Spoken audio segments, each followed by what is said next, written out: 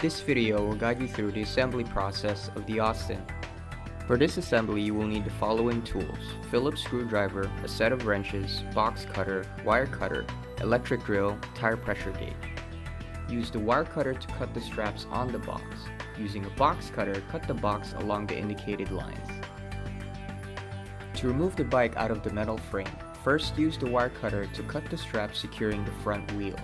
Cut the wires holding the rear end of the bike.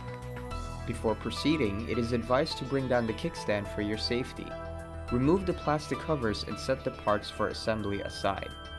Cut the straps on the carrying case mount to retrieve the keys and the straps on the handlebars to release the brake lever. Remove the plastic cover on the handlebars.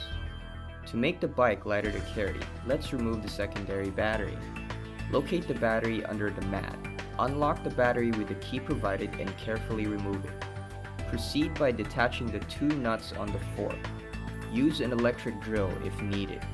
Remove the axle and set it aside. Carefully remove the bike out of the metal frame.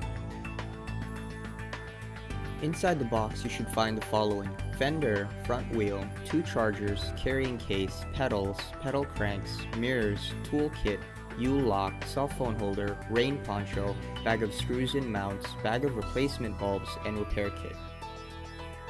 After removing the bike from the box, your bike should look close to the following. To install the front fender, use a Phillips screwdriver to detach the screws on the fork.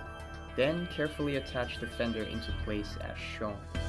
Attach the screws back on the fork, and the fender should be secured tightly.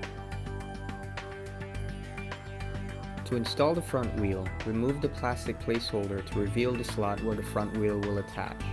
Slide the front wheel into this slot. There are 3 different spacers of different lengths required for this part of the assembly. Make sure you use the correct spacer for the following steps.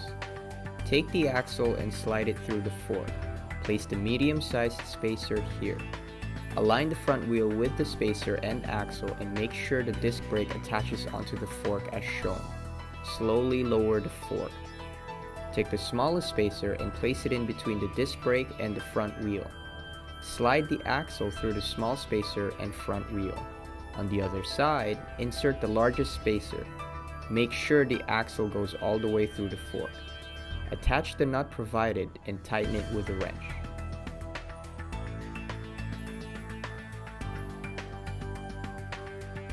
Let's now check the batteries. Using the key provided, open the seat compartment and lift the bike seat to reveal battery B. To charge battery B, plug in the 48-volt 1.8 amp charger to the port and the other end to a 120-volt outlet.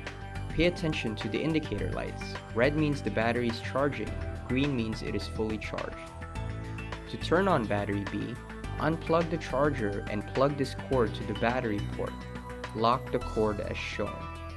Turn on the breaker switch. Replace battery A by first plugging in this cord to the port and locking it in place. Place battery A in its compartment and lock it with the key provided. Cover it with the mat. To charge battery A, plug the 48-volt 2.5 amp charger to the port located above the battery and the other end to a 120-volt outlet. To start your bike, insert the key in the ignition and turn. You can choose battery A or B by turning the key to the left or right. Test the motor by slightly turning the handlebars to activate the throttle. The switches for the headlight, tail light, front and rear turn signals are located near the handlebars.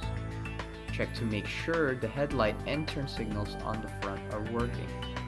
Make sure to check if the rear turn signals are working properly in addition to the brake lights. To install the carrying case, place it on the mounting rack. Open the case and remove the mat. Place the 4 screws and washers in the slots as shown. Attach the mounting plates from underneath and secure them with the nuts provided.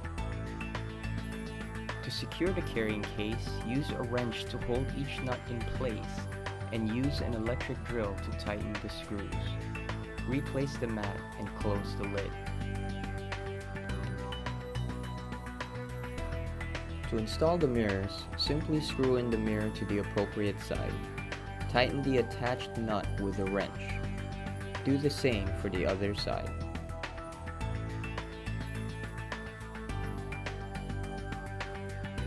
The last piece you'll need to install are the pedals. This bike does not have similar pedals or pedal cranks. Check the markings on each pedal and crank to determine which side they should go on. For each crank, use a screwdriver to detach the cover. Attach the crank and use a drill to secure the bolt. Reattach the cover. Then attach the pedal and tighten it with a wrench. Repeat these steps on the opposite side. Note that the pedal cranks should be parallel and pointing in opposite directions. Attach the bolt, cover, and tighten the pedal with a wrench. Check to ensure that the chains properly spin when the pedals are rotated. Before you ride your bike, take 60 seconds to perform a quick check. Check the tread on the tires and use a tire pressure gauge to make sure your tires are at 40 psi. Check your brakes and brake lights by applying pressure on the brake levers. Check your headlight, tail light, and both front and rear turn signals. Look out for any loose nuts and bolts and tighten them. And lastly, check the battery charge by inspecting the battery indicator on the dashboard. Once you've finished performing the 60-second check, you're ready to go. Remember to always wear a helmet and observe the rules on the road. Be safe out there. If you experience any difficulties or have any questions, visit us at www.daymak.com.